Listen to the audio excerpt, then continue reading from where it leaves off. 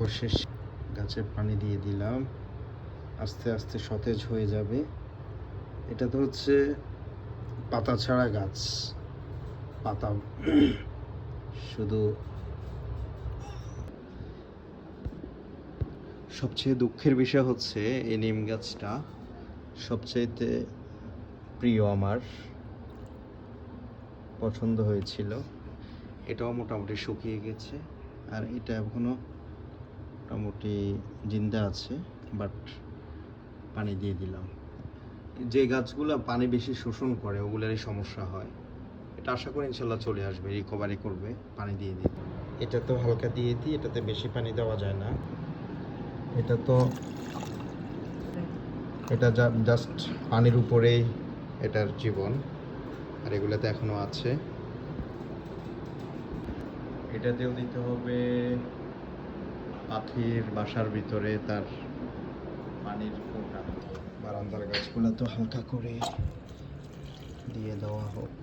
এখানে পানির অপর নাম যে জীবন, এই সদা সত্য কথা।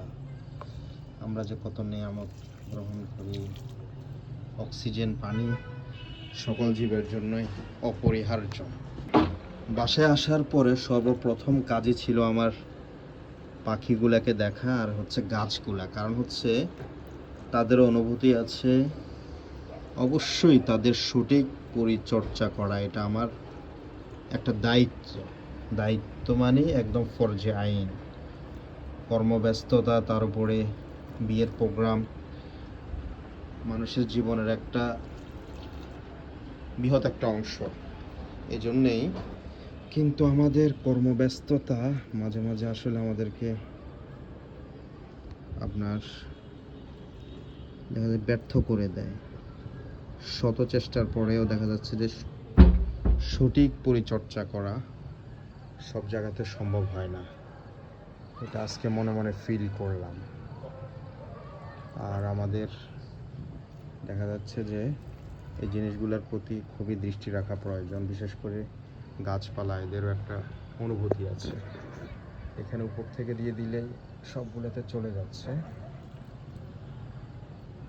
আমি সর্বপ্রথম এসে আপনার পাখির খাঁচা, এমনকি এই তরুলতা, বৃক্ষরাজি, তাদের অবস্থাটা আমি দেখলাম,